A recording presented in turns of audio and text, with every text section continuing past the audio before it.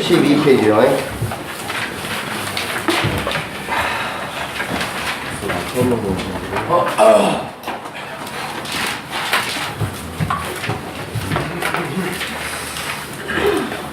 여기는 저번에 할 때 밑줄 안 치고 넘어갔죠. 예, 탄성했죠. 예. 쳐졌나요? 줄 쳐졌어요? 안 쳐졌어요. 제가 안 배웠어요. 제가 맘대로 안 했구나. 판사를 처음부터 이 책 순서대로 판사를 안 하고 제가 그냥 개괄적으로 해버리면 따라오기 힘드시다 해서 나는 막 설명하는데 막 그 내용이 어디 있는가 막 책 찾고 막 그래서 책 순서대로 한번 해보려합니다. 맨 처음에 들어오기 전에 또 다르게 하네 이렇게 생각하지 마시고. 자, 보면 12페이지면 권리관계에 대해서 권리 변동입니다. 자, 똑같이 사람처럼 권리로 사람이 태어나고 성장하고 사망하죠. 그런 것처럼 권리도 똑같이 발생하고 변경하고 소멸합니다. 권리의 발생에 대해서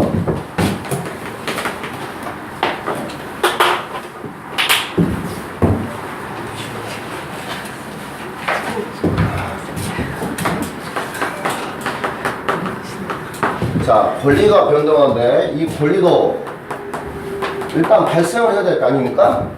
그 다음에 권리가 발생되면 변경도 될 것이고 권리가 나중에 이렇게 소멸도 됩니다.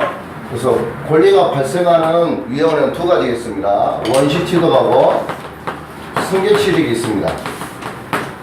말 그대로 원시취득은 처음부터 취득하는 거고 승계취득은 앞에 있는 소유권에 의거나 상대방에 따라서 다르기 때문에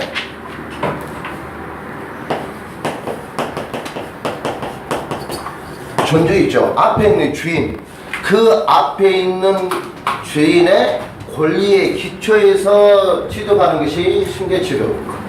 그 다음에 앞에 있는 전주의 권리에 기초하지 않고 취득하는 게 승계취득입니다. 아니 원시취득입니다.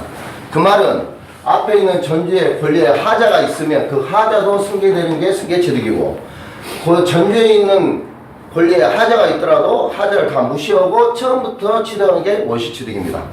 요 원시취득에는 대표적인 게 건물에 신축이 있습니다. 신축도 거기 책에 보시면 원시취득 있죠? 원시취득 보시면 건물에 신축도 있고 그 다음에 선전도 있고 습득도 있고 선유취도 있고 점유취득시도 있고 첨부도 있고 매장물 발견도 있고 이렇게 여러가지 종류가 있습니다.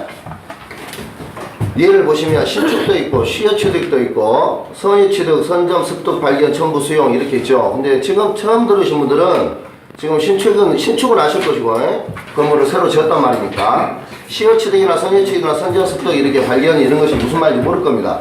그냥 나중에 이게 용어들이 다 나오거든요. 그래서 여기서는 수업 설명을 자세히 안 하고 그냥 넘어가려 합니다. 그게 다 나오기 때문에. 자, 승계취득에는 이전적 승계와 설정적 승계가 있습니다. 이렇게 이전적 승계에는 특정 승계가 있고요. 자, 포괄 승계가 있습니다. 특정 승계는 말 그대로 어떤 특정물을 그대로 이전해 준다는 뜻입니다. 대표적인 게 뭐가 있어요? 우리가 매매, 증여, 임대차 이런 게 있습니다. 그래서 우리 시험에는 민법에서 채권 강령서 14개의 종류를 다 나열하고 있지만 시험은 딱 매매하고 임대차하고 변하고 이 3개밖에 시험이 안 나와요. 채권에서. 그러니까 주로 쓰는 게 매매, 임대차가 나오는데 교환도 잘 안 나와요. 매매, 대표적인 매매고 임대차. 단 증여는 가끔 나오기 때문에 기억해 두셔야 되고요. 그 다음에 포괄 승계는 상속이나 포괄 유증이 있습니다. 대표적인 게 상속은 n분의 1로 상속되죠. 그 다음에 포괄 유증은 말뜻이 유언으로서 증여해준다는 뜻입니다. 근데 어떻게 증여해주냐, 요 유증도 두 가지가 있어요. 포괄 유증도 있고 특정 유증도 있고. 근데 우리 민법에서는 지금 우리 공인중개사 시험에서는 특정 유증 말이 안 나오거든요.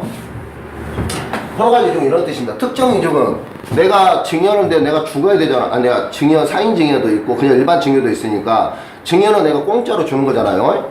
다른 사람한테. 근데 이 공짜로 주는 것을 내가 죽으면 주겠다. 이게 유증입니다. 근데 특정 내가 A라는 아파트를 주는 게 특정 유증이고 그러지 말고 내 재산의 3분의 1을 나한테 주겠다. 이렇게 지분으로 주는 게 포괄 유증입니다. 그래서 포괄성이라고 말하는 거예요. 상속도 그러잖아요. A라는 아파트와 B라는 아파트, C라는 아파트를 각각 자신한테 다 주는 게 아니라 뭐예요? 내 전체 재산의 3분의 1, 3분의 1, 3분의 1 기여도 빼놓고 이렇게 3분의 지분으로 주는 거잖아요. 그래서 포괄적으로 준다 해서 포괄 승계라고 부릅니다. 자, 이제 이거 배우셨던 물이고 이 상소와 포괄 승계를 좀 더 깊이 들어가면 이거는 민법의 영역이 아니지만 상속은 언제 시작돼요? 개시가? 네, 사망시. 포괄 규정은요? 지정은 응? 언제 주겠다 이런 건 낫죠. 그렇게 언제 죽는다. 지금 자살해야 되는데요. 아니 언제 주겠다라고 하는 날짜가 아니, 그 말도 있을 수 있고, 사망시. 맞듯이 유언으로 중요한데, 유언할 때는 죽어야 되잖아요. 마찬가지 사망인데. 그러면 얘는 등기해야 되냐? 등기해야 내가 취득하냐? 아니요. 네. 187조에서, 여기서 180조는 이런 뜻입니다. 내가 아버지가 돌아가시면, 나는 아버지가 돌아가시자마자 열심히 등기소 가서 등기를 해야 됩니다. 그러지 않잖아요. 그렇게 등기를 해야 내가 소유권을 취득하는 거고, 등기를 하지 않아도 법률의 규정이 딱 나와 있어요. 사망 시 그 소유권은 나한테 이전된다고. 나중에 이제 상속 등기를 하긴 합니다. 그 187조가 뭐냐면 내가 등기하지 않아도 소유권을 취득하는 게 187조의 규정입니다. 예, 귀찮으니까 그냥 180조 이렇게 하는 거예요. 등기 없이 법률의 규정에서 소유권을 취득한다. 포괄유증도 마찬가지 등기하지 않고 자동으로 소유권을 취득합니다. 이런 경우에는. 그렇다면 얘들은 또 어떻게 하냐?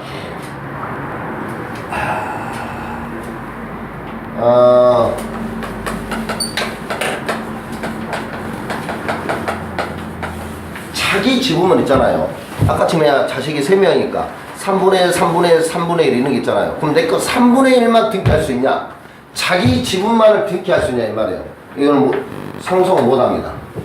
근데 포괄유증은 가능해요. 자기 지분만의 상속 등기는 할 수 없고 포괄유증은 가능합니다. 이게 되시죠? 뭔 말인지? 그 다음에 상속이 좀 튄 게 뭐냐면 상속은 자 아버지가 돌아왔으니까 공동신청하고 단독신청이 있어요. 단독과 공동의 차이점이 이럽니다. 한 사람이 다 단독이 아니고 자 등기 의무자가 있고 등기 권리자가 있는 거잖아요. 그죠? 집을 파는데 집을 등기 의무자가 자기 혼자 소유권이 혼자일 수 있지만 3명일 수도 있고 그렇잖아요. 지분별로 3분의 3분의 3을 그래서 공유일 수도 있고 또 산 사람도 여러 사람이 있었잖아요. 이게 쌍방이 있는 것을 공동이라고 부르고 단독이라면 두 당사자 중에 한 사람이 없는 것을 단독이라고 부릅니다. 민법에서 단독이란 말은 한 사람을 말하는데 등기에서 말하는 단독이란 말은 단독 의무와 단독 권리자란 말은 단독이란 말은 한 사람이 말 뜻이 아니라 한쪽 당사자를 말하는 거예요. 그래서 얘 상속은 아버지가 없잖아요. 자식들은 여러 명이고 그런데 얘는 무슨 신청이에요? 아버지가 없으니까 단독 신청입니다. 근데 포괄유증은 뭐냐면 상속인이 있을 수도 있잖아요. 꼭 자식한테 유언으로 정해주는 게 아니잖아. 옆집 사는 이쁜 아가씨한테 해줄 수도 있잖아요. 그러면 상속은 상속을 받아서 뭐예요? 그 사람 이쁜 여자한테 줘야 되잖아요. 그럼 얘는 공동신청입니다. 더 특이한 것은 상속은 어떻게 하냐? 상속을 처분하려면 반드시 상속 등기를 해야 돼요. 근데 얘는 특이한 게 상대방한테 증여주잖아요. 그러면 상속 등기를 하고 바로 수증자한테 등기할 수 있습니다. 이런 또 차이점. 그래서 자기 지분만에 등기하냐 안 하냐, 단독이냐 공동이냐에 대해서 시험에 나옵니다. 민법에 나오는 게 아니고 등기법에서 시험에 나옵니다. 이런 차이점이 있고 그 다음에 설정적 승계는 뭐냐? 우리가 저당권 설정하죠? 지상권 설정하죠? 이게 설정적 승계입니다. 저당권을 설정하나 지상권을 물권이나 이런 것들을 설정하는 게 설정적 승계. 자, 변경은 주체를 변경하는 경우도 있고 내용을 변경하는 경우도 있고 효력을 변경하는 것도 있습니다. 내용이 변할 거 아니에요? 내가 소유권을 취득해서 매매해서 소유권을 취득하면 뭐예요 지금? 특정 승계잖아요. 그죠? 매매를 갖고 있다가 다른 사람한테 팔 수도 있잖아요. 그럼 뭐예요? 주체가 변경됩니다. 자, 내용이 변경된다는 것은 양적으로도 변경할 수도 있고 질적으로도 변경할 수 있습니다. 양적으로 감소하는 경우는 내가 소유권을 취득하고 있는 내가 지상권을 설정했어요. 소유권이 줄어들어요, 안 줄어들어요? 줄어들잖아요. 사용수익을 못하니까 양적으로 변한 겁니다. 부합이 이런 거는 부동산의 동산을 붙이는 거예요. 그러면 양적으로 증가해요, 안 증가해요? 증가잖아요. 이런 게 뭐예요? 내용의 변경입니다. 질적 변경. 아니, 양적 변경. 질적 변경은 뭐냐? 딱 하나만 하시면 돼요. 운송 채권을 자, 우리나라에서 미국으로 수출을 합니다. 그러면은 무역회사한테 내가 운송 채권을 갖고 있어요. 근데 뭐라 했어요? 운송 채권을 가다가 배가 엎어져가지고 물건이 다 매실됐습니다. 그럼 뭐가 돼요, 이제? 그게 운송 채권이 손해배상 채권으로 변경되죠? 이게 질적으로 변한다는 해서 운송 채권이 손해배상 채권을 바꾸는 게 지금 질적 변경입니다. 그 다음에 효력은 자, 갑과 을 사이에 제1저당권자 명의 제2저당권자 이럴 수 있잖아요. 자, 저당권은 돈 받는 게 목적입니다. 그래서 갑이 을한테 변제해버렸어요. 돈 변제했으면 저당권은 사라져버립니다. 그러면 뭐예요? 순위가 딱 올라가죠? 있잖아요. 그럴 때 뭐예요? 효력의 변경 또는 작용의 변경 이런 말이 나오는 겁니다. 그 다음에 이 갑과 을 사이에 임대차를 했습니다. 임대차는 뭐예요? 갑하고 을에 대해서만 대항할 수 있습니다. 제3자한테 못 해요. 왜? 전세권은 물권이지만 임대차는 뭐냐면 채권이기 때문에 채권이라는 말은 특정한 인한테 권리금을 부과시키는 거거든요. 그래서 갑과 을 사이에 임대차라면 을은 임차인이면 갑한테만 대항할 수 있습니다. 물론 갑도 임대인도 임차인한테만 대항할 수 있어요. 제3자 대항 못합니다. 하지만 얘를 등기하게 되면 임차인은 제3자 다 대항할 수 있어요. 이게 효력에 대한 변경입니다. 그래서 거기 책에 보시면 자, 이전적 승계 있고 특정 승계, 포괄 승계 있습니다. 설정적 승계. 그 다음에 주체 변경도 양적, 질적 변경이 있죠. 넘기시면 작용 또는 효력의 변경이 있습니다. 그래서 저당권의 순위 상승이나 부동산 임차권의 대항력이 취득하면 효력의 변경이 난다 이런 뜻입니다. 권리의 소멸 중에는 절대적 소멸과 상대적 소멸이 있습니다. 절대적 소멸은 목적물이 매실되는 거예요. 건물이 혼란하고 날아갔다든가 토지가 포락으로 해서 바다가 됐다든가 이런 게 절대적 매실입니다. 상대적 소멸이라는 것은 목적물은 가만히 있는데 소유권만 이어내는 거예요. 그래서 매매가 매도인은 소유권을 잃어버리죠. 그게 상대적 소멸입니다. 자, 여기까지 하는 것은 권리 변동인데 이 권리 변동에서는 예전에 시험에 다음에 콩맛이 나오긴 했습니다. 안 나온 건 아닙니다. 어떻게 나왔냐? 다음 중 쭉 나열합니다. 그 다음에 이 중에 하나 딱 증여 넣습니다. 다음 중 성질이 다른 것은 이렇게 시험에 나왔어요. 다음 중 이게 질적 변경이죠. 다음 중 변경에 대해서 성질이 다른 것은 우리가 질적 변경 하나 더 넣습니다. 이렇게 이런 식으로 나오긴 했어요. 여러분들이 기출문 문제 보시면 문제가 나오긴 합니다. 나중에 5월달에 기출문제 풀 건데 몇 번 어떻게 될지 모르겠지만 문제 풀면 나오는데 요즘 같은 시험은 안 나옵니다. 왜요? 수준이 높아져가지고. 근데 알고는 있어야 되겠죠? 한 번씩 이렇게 계속 나오기 때문에 이걸 막 외우려고 하실 필요는 없습니다. 시험에 안 나오는 확률이 95%입니다. 수준이 높아져가지고요. 예전에는 이런 것들은 얘기했는데 지금 수준이 단편적으로 물어보지 않습니다. 이론수는 맞고 퍼센트에서는 20% 정도에 합격을 해야 되니까 수준이 높아져가지고 잘 안 나옵니다. 알고는 있어야 돼요. 혹시 모르니까 공짜로 점수 준다는 게 못 맞추면 안 되잖아요. 갑과 을이 매매 계약을 합니다. 그래서 갑이 뭐라고 그래요? 을한테 승낙을 안 합니다. 너 살래? 라고 물어봐요. 을이 뭐라고 해요? 응, 알았어. 라고 승낙을 합니다. 갑과 을 사이에 청약과 승낙에서 뭐가 이루어져요? 계약서를 써야 되겠죠? 네, 계약서를 씁니다. 계약서를 쓰면 뭐가 발생해요? 갑에 대한 매도인의 권리 의무가 발생합니다. 마찬가지 승낙을 하면 을 앞에도 권리 의무가 발생하겠죠? 이 두 권리 의무가 있는 것을 무슨 계약을 하냐? 쌍무 계약이라고 부릅니다. 한쪽만 있는 계약이 편무 계약이고 양쪽 다 의무가 있다. 그래서 쌍무 계약입니다. 쌍무 계약이 됐단 말은 위험부담부재가 발생한다는 뜻입니다. 아시죠? 모르는 분은 한번 아직 그런 말을 모르신 분들은 아 그런가 하고 넘어가세요. 상기시켜 주는 거니까. 그러면 권리 의무에서 누워요. 등기 이전하겠죠?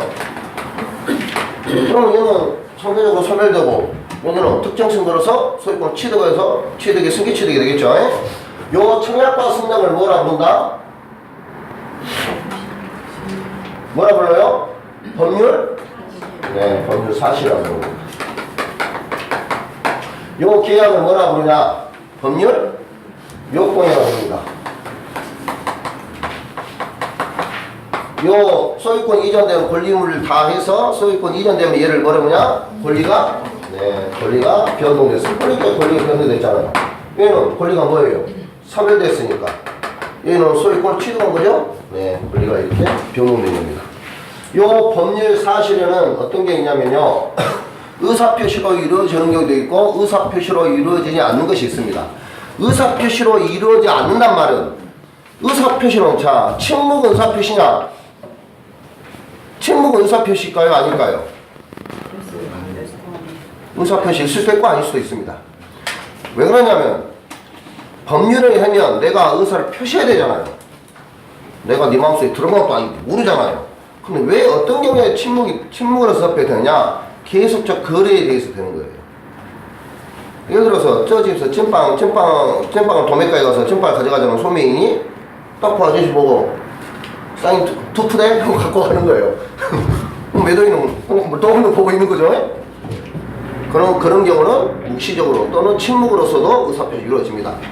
근데 의사표시에 의하지 않는단 말은 상대방한테 의사표시를 안 하는 게 아니라 의사표시에 의한다, 의사표시에 의하지 않는다는 차이점이 그런 거예요. 상대방이 당사자가 표의자가 말하는 사람 표의자라고 그러는데 이 표의자가 의사를 표시합니다. 근데 표의자가 내가 의사한 내용대로 효과가 발생해요. 아니면 내가 의사를 표시했는데 내가 표시한 대로 효과가 발생하는 게 아니라 법률의 규정에 의해서 효과가 발생합니다. 이 차이점이 그거예요. 의사는 표시한데 내 뜻대로 효과가 발생하냐? 그게 아니고 법률의 규정에 의해서 발생하냐? 요 두 개의 차이점. 그런 말을 의사표시에 의한다는 말이고 의사표시에 의하지 않는다. 의사표시에 의하지 않는다는 말은 의사를 표시하면 내 의사대로 효과가 발생해라. 법률의 규정에서 효과가 발생하다. 이런 차이점입니다. 그래서 의사표시로 이루는 것의 대표적인 게 뭐예요? 법률행위입니다. 이 의사표시에 의하지 않는 것을 뭐라고 그러냐? 준법률행위라고 부르거든요. 준법률행위 있는 건 아닙니다. 얘기는 사무관리도 있고요, 부당이도 있고요, 불법행위도 있고 여러 가지가 있습니다. 우리는 안 배우니까 그냥 준법률행위라고 생각하시면 되고요. 그러면 준법률행위는 뭐예요? 어떤 사람이 표의자 의사를 표시하면 법률의 규정에서 효과가 발생하는 행위를 말하거나 이렇게 이식하면 됩니다. 자, 50분 오세요. 하도 자주 말하니까 나중에 알게 됩니다. 자동으로. 그러면 의사표시에 의하는 경우가 법률행위라고 그러고 의사표시에 의하지 않는 거 법률행위입니다. 통합관계를 말을 하려고 해요. 지금. 그러면 자 법률행위는 의사표시 어떤 행위는 의사표시가 없어도 법률행위를 이루어진 경우도 있다. 다시요. 어떤 법률행위에서 행위를 의미는 의사표시가 한 개도 이렇게 말 안 씁니다. 의사표시 한 개 이렇게 그러니까 직접적으로 언급하잖아요. 시험에 나오면 의사표시가 한 개도 없어도 법률행위는 이루어질 수도 있다. 없습니다. 법률행위는 반드시 의사표시를 한 개 이상 무조건 가져야 돼요. 근데 법률행위는 의사표시가 99.9%입니다. 하지만 99.9%지만 의사표시 아니면 다른 것도 있어요. 나중에 보면. 예를 들어서 결혼신고한다 했잖아요. 결혼하면 결혼하실래요? 대답했습니다. 승낙했어요. 청약과 승낙을 했어요. 그러면 결혼이라는 법률행위가 이루어지냐? 아니에요. 둘이 손잡고 반드시 동사무소에 가서 신고를 해야 돼요. 그래야 법률행위가 성립하는 겁니다. 근데 의사는 있잖아요. 의사는 있지만 둘 다 승낙해서 다 했지만 뭐예요? 신고라는 제도가 필요하니까 의사표시는 반드시 한 개 이상 있어야 되고 찌꺼기 중에 뭐가 있냐? 신고돼 있고 허가돼 있고 이런 것이 있습니다. 위원을 넘길 때 여러분들의 말로 구두할 수도 있죠. 위원 장도는 넘겨야 되잖아요. 근데 위원을 했는데 그런 방식이 없어요. 그러니까 많이 하려면 뭐예요? 위원을 넘기려면 반드시 5가지 중 하나를 선택해서 위원을 남겨야 됩니다. 그 다음에 효력이 발생하려면 위원자가 똑같이 해야 되겠죠? 사망해야 효력이 발생하는 거예요. 그런 것처럼 딱 의사표시만 있는 게 아니라 그 의사표시에 잡들어온다 인가나 신고라든가 이런 것도 필요한다 이 뜻입니다. 그러다 무조건 한 개 이상 있어야 돼요. 자, 그러니까 포함계가 이렇게 된다 했잖아요. 의사표시가 법령에 뻥 들어가고 의사표시에 이해하지 않는 것들이 뭐예요? 중범위에 뻥 들어가고. 그러면 이제 짝을 맞춰놨잖아요. 의사표시 이해하지 않는 것은 뭐예요? 법률 사실에 들어가는 거고 법률행위나 준법률행위는 뭐예요? 법률 요건에 들어간다. 이렇게. 그러면 법률 요건에 해당하는 것은 뭐예요? 법률행위와 준법률행위. 사실행위의 법률에서 이런 것은 의사표시에 이루어진 것과 의사표시에 이루어지지 않는 것. 근데 시험은 나오지는 않습니다. 나왔긴 나왔는데 지금은 안 나오는데 여러분들이 문장 읽으려면 이게 헷갈리니까 지금 설명이 이런 거고요. 권리 변동을 다른 말 얘를 요 법률 요건을 다른 말을 말하면 요 권리가 변동되는 원인이 뭐예요? 계약이라는 것이 이루어진 거잖아요. 그래서 얘를 법률 요건을 다른 말로 말하면 권리 변동의 원인이다 이렇게 말하기도 합니다. 이게 이익 변동의 원인이 된다 이런 뜻입니다. 요거는 뭐예요? 여러분? 법률 요건의 뭐예요? 요소다 이렇게 말하는 거예요. 되시죠? 뭔 말인지? 그 다음에 거기도 이제 14페이지 설명한 거예요. 별 중요한 건 아니지만 이런 것이 딱 보시고 15페이지 보시면 자 법률 사실 중에 뭐가 있냐면요. 자 용태와 사건을 나눕니다. 용태와 사건을 나누는 것은 인간의 정신작용에 의해서 하는 겁니다.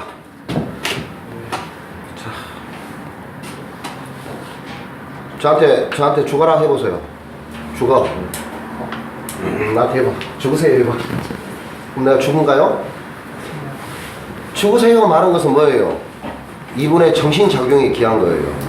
그렇잖아요. 내 의사로 말한 거니까. 근데 내가 죽냐? 안 죽습니다. 그러니까 그런 것을 뭐라 그러냐? 사건이라고 그런 거예요.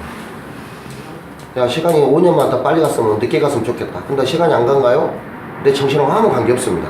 그런 것들을 사건이라고 부르는 거고, 내 정신장애 그냥 사람한테 비쳤으면 내가 네 거 탕감해줄게.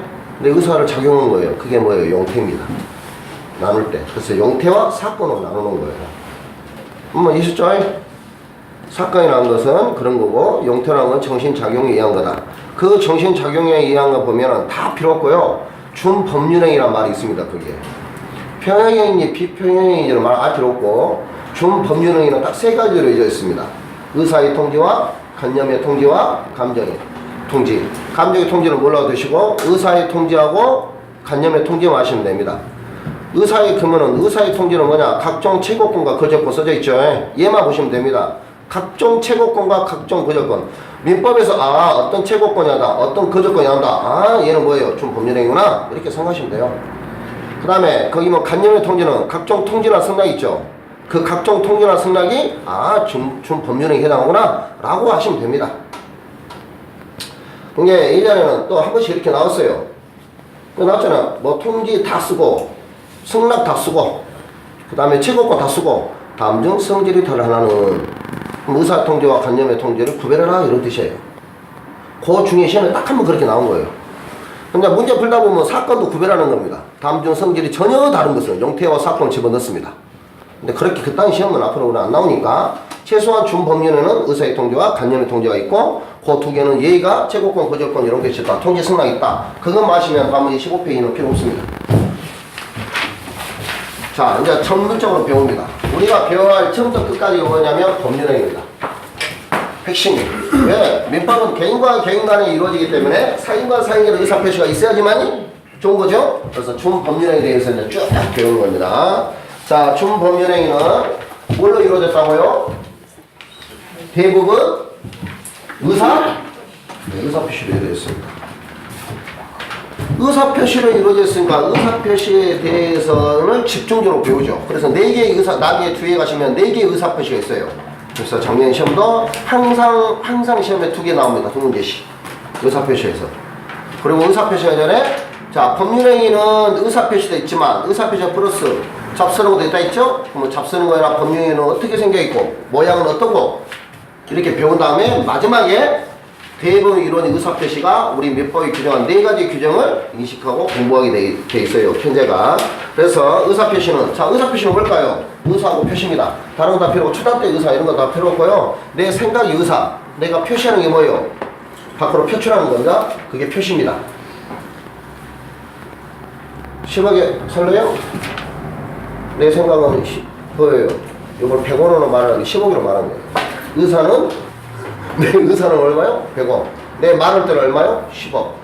그게 입니다. 그럼 의사와 표시가 부딪히는 거죠? 그런 거예요. 내 생각은 의사. 진이란 단어가 나오는데 의사는 내 생각이라고 생각하시고 표시는 밖으로 표출되는 거. 영수증 쓸 때 여러분들 계약서 쓸 때 그러잖아요. 나는 100원을 쓰려 했는데 내 10억으로 써버렸다. 그런 거예요. 내가 생각해 의사고 밖으로 표시한 게 표시다. 그게 일치하는 게 의사 표시다. 이렇게 생각이 되는 거고. 거기 보시면 밑에 구성 요소 있죠? 효과, 내심적 효과의사. 효과의사가 내심적 효과하고 표시한 거. 그게 효과의사냐면 내심적 효과의사 그런데 그런 거 그냥 의사라고 생각하면 됩니다. 효과의사, 의사. 아까 말하는 의사 100원. 표시는 뭐예요? 10억. 그래서 효과, 내심적 효과사와 표시행위로 이루어져 있다. 뭐가요? 의사 표시는. 동기는 그거잖아요. 예. 자, 동기는 뭐냐? 동기는 뭘까요? 살인의 동기가 뭐냐? 9시 9시에 나옵니다. 예. 그럼 동기는 뭐라고요? 내 마음속에 있는 거라 했어요. 내 마음속에 있는 것은 상대방이 알아요? 몰라요? 모르니까 의사 표시가 아닙니다. 왜요? 의사만 있는 거지. 표시가 없잖아요. 이게 의사 표시가 안 되는 겁니다. 그래서 거기에 제일 잘 나온 게 동기의 착오과 동기의 불법입니다. 동기의 착오는 착오일까요? 착오가 뭐냐면 착각하는 게 착오입니다. 동기의 착오는 착오도 아니죠. 동기의 불법은 불법도 아닙니다. 내 마음속에 있으니까. 내가 권총 하나 한 자루 사는데 뭐예요? 사냥으로 살지 사람 죽일지 어떻게 알아? 모르잖아요. 근데 내가 아저씨한테 아저씨 좀만 줘보 총 한 자리 우린 총 안 파니까 엽총은 팝니다. 엽총은 신고해서 경찰서 가서 때 되면 사냥철 되면 경찰 찾아가서 삽니다. 근데 엽총을 샀어요. 엽총을 사면서 뭐라고 하냐? 아, 옆집에 놈 새끼 못생기니까 승기를 죽겠다고. 나 총으로 죽여보라고 주시오. 그러면 아저씨가 뭐예요? 팔아요, 안 팔아요? 당연히 팝니다. 팔아요, 왜? 아, 파면 안 돼. 팔아야지. 먹고 살아야지. 총포사 아저씨도 팝니다. 그거는 무슨 계약이에요? 매매 계약이죠. 그 매매 계약은 무효일까요, 유효일까요? 무효가 되는 거예요. 반사이지사의 반하기 때문에. 근데 안 말고 사면 유효한 매매 계약이 되는 거예요.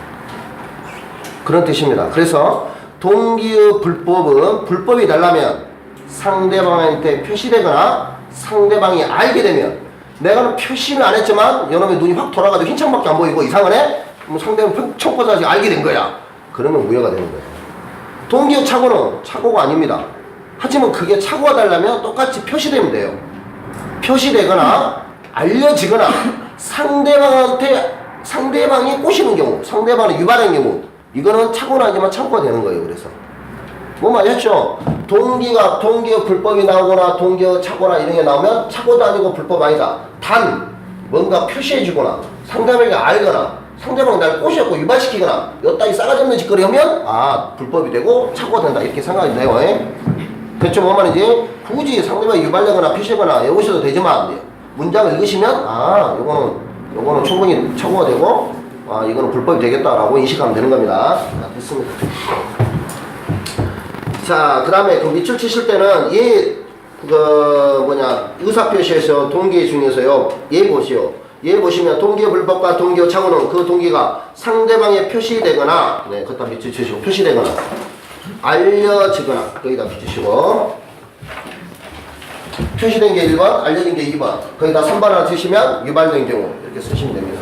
법무병이 3번 하나 써서 유발된 경우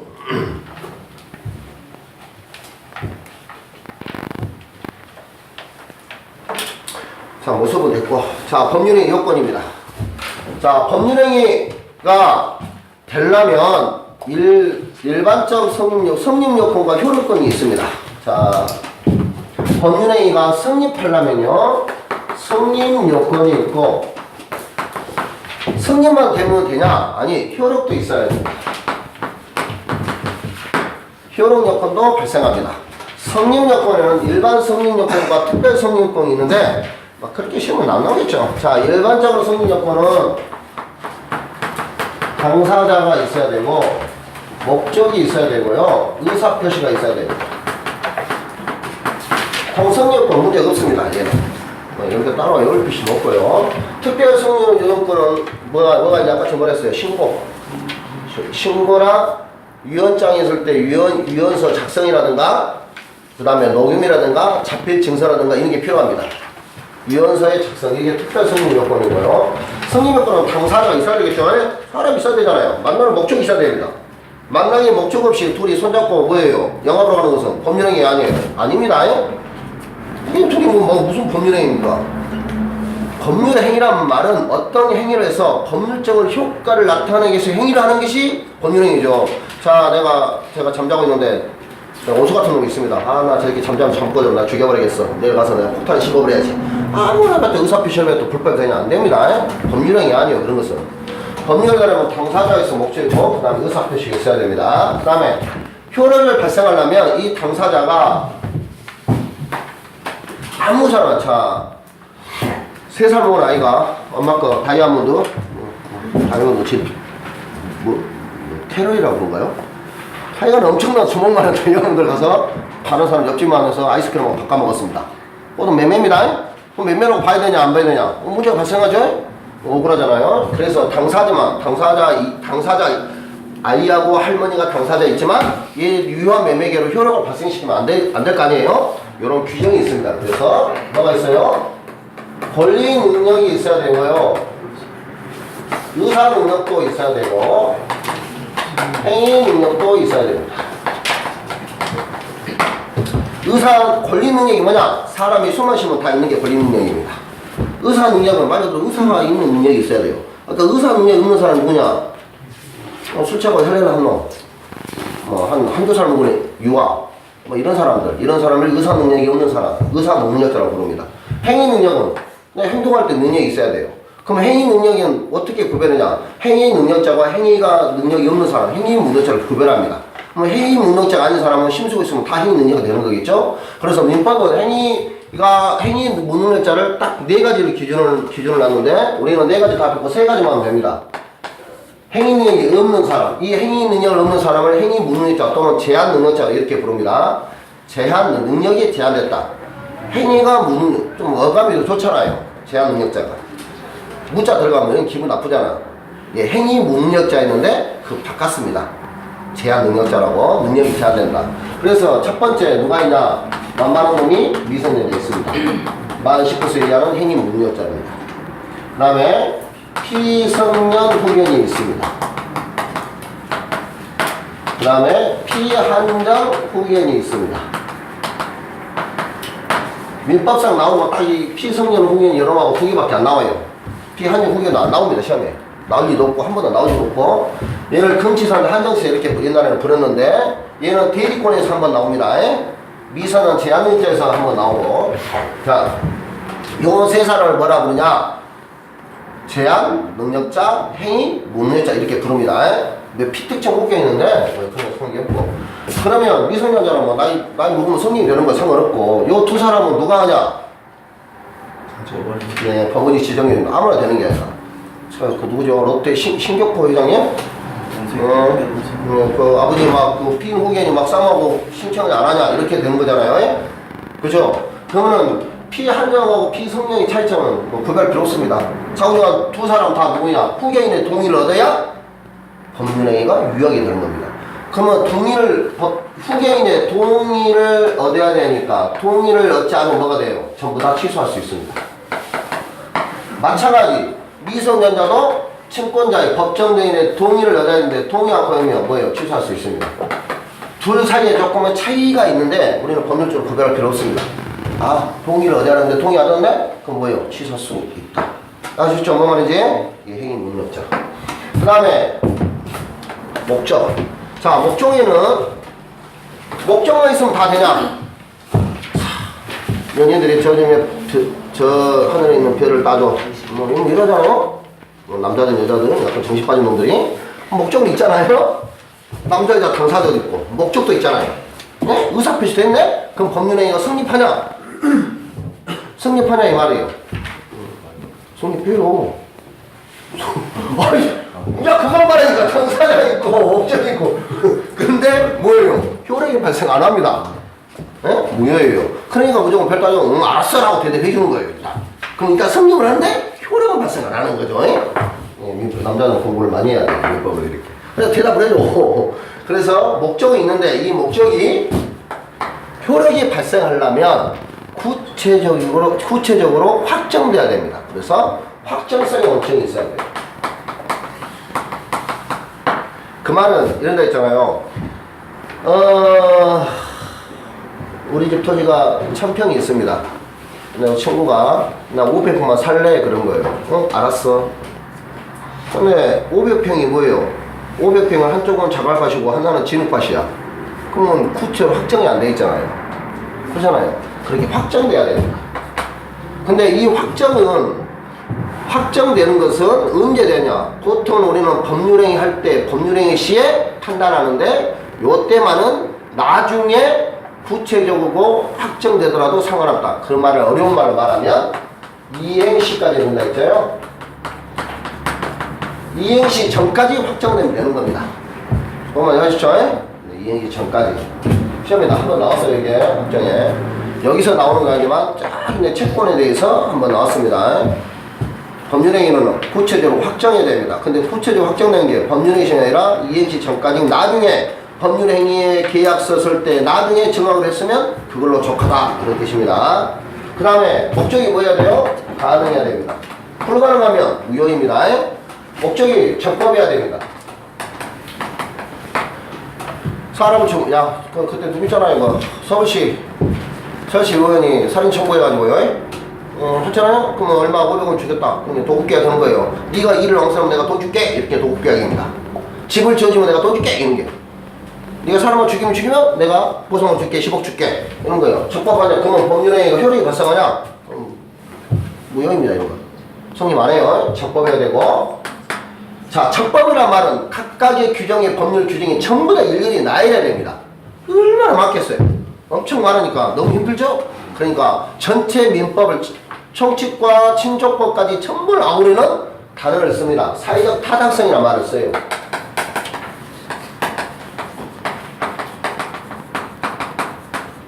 사회적으로 타당성이 있어야 돼요. 일일이 규정을 다 하기 힘드니까 애매모호한 단어를 쓰릅니다.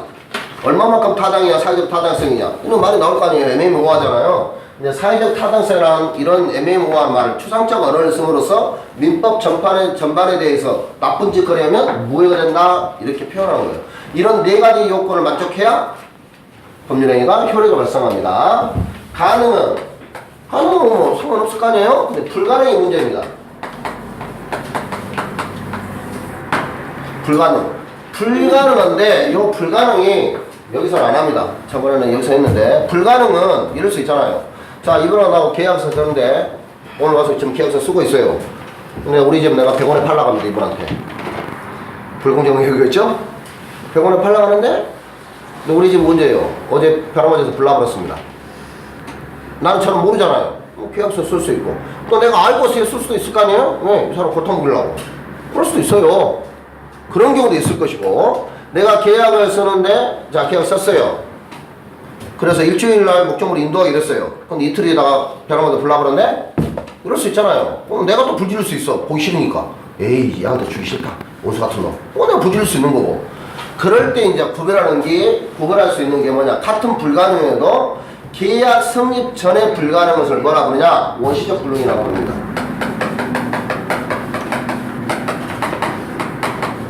계약 성립 후에 불능이 후발적 불능이라고 합니다. 여기 대체 뭐 말인지 구분하는 실력은 계약 성립 전이냐 후냐. 계약 성립 전에 불능이면 원시적 불능, 계약 성립 후에 불능이면 후발적 불능. 원시적 불능은 원칙적으로 유효냐 무효냐? 무효입니다. 후발적 불능은 원칙적으로 뭐예요? 유효한 계약이 되는 겁니다. 이렇게 있어요. 그래서 얘는 원칙적으로 무효입니다. 얘는 원칙적으로 무효예요. 근데 무효는 무효인데 책임을 누가 질 거라는 문제가 발생합니다. 효력은 없어지지만 누가 책임을 질 것이냐. 그래서 원시적 불능에서 나오는 게 535조와 575조. 535조는 뭐냐면 이런 뜻입니다. 너와 계약을 체결했잖아. 계약을 체결했는데 나는 잘못했는데 네가 잘못했잖아. 그러면 너 책임져. 네가 과실로 책임졌잖아. 그래서 530조는 계약 체결상의 과실 책임이라고 말을 씁니다. 계약을 체결할 때 당사자 한 명이 과실을 지었으면 과실 책임을 져라. 이게 535조고요. 575조는 여러분들이 많이 쓴 하자 담보 책임을 말하는 겁니다. 여러분들 냉장고 쌀 때 하자 있으면 반품하잖아요. 그러잖아요. 그런 담보 책임에 관한 게 570조. 그래서 둘 사이에 문제가 발생하는 거고, 후발적 분응은 뭐냐면 위험부담에 문제가 발생합니다. 그래서 위험부담은 채권 총리가 나옵니다. 그래서 얘는 안 하고요, 얘만 하겠습니다. 자, 원시적 불능은 전부 불능과 일부 불능과 이번에 제가 집 판다 했잖아요. 집이 홀라당 날아가 버렸네. 오늘 우리 집 옆에 창고도 있습니다. 근데 창고만 날아가 버렸네. 문제가 발생할 거 아니에요? 그래서 전부가 불능되거나 일부만 불능했어요. 어떻게 해결할 것이냐? 지금 뭐 하고 있어요? 계약 성립 전에 원시적 불능만 하고 있습니다. 자, 전부가 불능이 있는 경우에는 무슨 책임진다? 535조 취약성의 과실 책임지는데, 자, 생각을 해봅시다. 갑과 을 사이에 매매를 한다 했잖아요. 이거는 저 매매계야. 그죠? 매매하는데 갑이 뭐예요? 책임이 없어요. 갑이 규칙사유가 없다는 뜻입니다. 규칙사유가 없다는 말은 갑이 고의가실이 없다는 뜻입니다. 그럼 책임질까요? 안 질까요? 책임? 안 집니다. 책임 없어요. 그럼 530 문제가 안 돼. 이거는 계약 성립 전이기 때문에 그렇습니다. 만약에 근데 갑이 규칙 사유가 있어요. 그럼 책임져야 안 돼요? 그 책임지는 게 535조입니다. 계약 체결성의 과실 책임.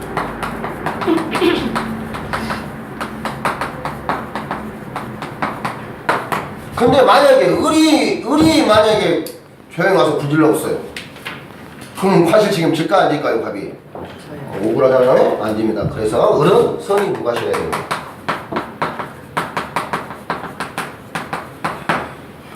선의 무과실. 그러면 이 과실 책임은 책임인데 어떤 책임을 지냐 이 말이냐? 손해배상 책임이다 이거는. 어떤 과실 책임 전하니까 나 책임자가 있는 게 뭐냐면 손해배상 돈으로 어떻게 책임질까 이냐 이런 뜻이거든요. 요 과실 책임은 책임을 질 때 손해배상은 두 가지가 있습니다. 실내이익이란 말이 있고 이행이익이란 말이 있습니다.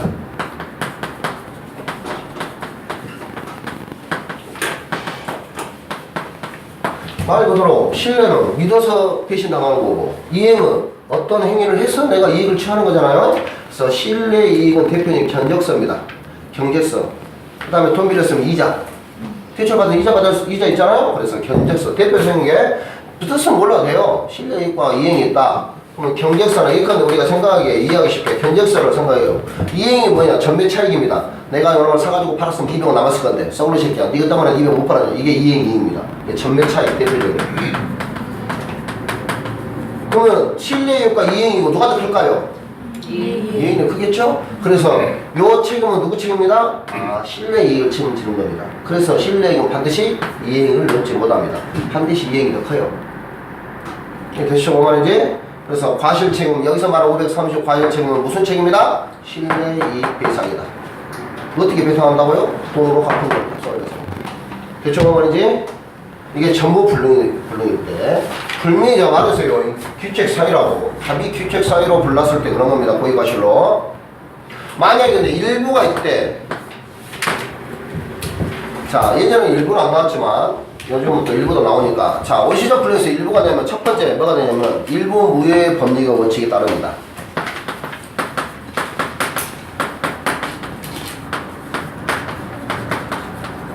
일부 무효는 간단합니다. 자, 범인행위가 이만큼 있어요. 그렇잖아요? 아까처럼 말했으면 내가 제 옆에 원래 주택도 있고 옆에 있는 창고도 있다 했잖아요. 창고가 불났어요. 그러면 집은 멀쩡해. 그러면 자, 내가 매도인이고 매수인이요. 집 살 거예요, 안 살 거예요? 안 사. 집 살 거예요, 안 살 거예요? 살 거야, 안 살 거야? 다수결을 위해서 산답니다. 그래서 일부 무효란 말은 그 무효가 없더라도 나머지 부분으로 법률행위를 하였을 거라고 인정되는 가정적 의사가 있으면 그냥 하는 거고, 유효하게 하는 거고. 또 이번처럼, 아니, 이거 하면 못 하겠다. 이거 법률을 전부했다. 이게 전부행위를 무효해야겠다. 그럼 이게 전부 무효가 되는 거예요. 그러니까 일부 무효, 어떻게 됐어? 짱나, 씨. 원칙적으로 뭐냐? 전부 무효가 원칙입니다. 일부가 무효면 전부 무효가 원칙입니다. 그런데 외적으로 뭐라 했어요? 그 일부 뺀 나머지 부분을 유효하게 만들 의사가 있으면 나머지 부분만 무효고 일부에 대해서 무효이고 나머지 부분은 유효로 본다. 이런 게 일부 무효의 법리입니다. 어렵지 않잖아요. 나머지는 유효로 본다. 그게 일부 무효이다. 그럼 누가 판단할 것이냐? 본인이 판단하는 거죠. 그러면 내가 판단해서 야 이거 못하겠다 임마 나 전부 무효를 하란다 이렇게 하는 거지. 뭐 상대방이 미친놈? 이렇게 하겠죠. 그럼 올라가요. 소송해야지. 그럼 누가 결론을 판단한다? 판사님이 판단하는 거예요. 뭐 알겠죠?